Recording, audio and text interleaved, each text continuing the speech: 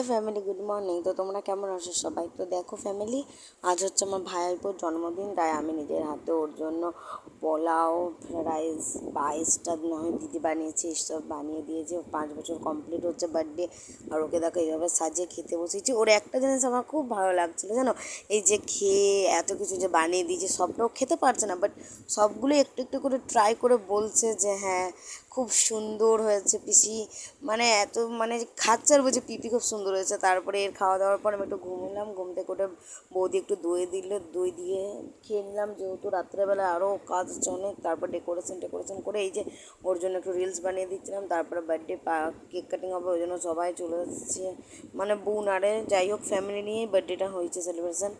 তো সবাই চলে এসেছে। তো তারপরে এবারে হবে তোমার বার্থডে সেলিব্রেশনটা।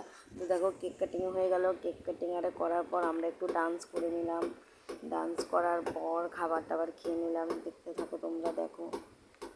আর জানো তো এখন নতুন একটা সুনো স্প্রে বেরিয়েছে, যেটা মাকড়সার জালের মতন। এই সুনো স্প্রেটা আমার ব্যাপক লাগলো, কিন্তু আমি এবার থেকে এটাই ইউজ করবো।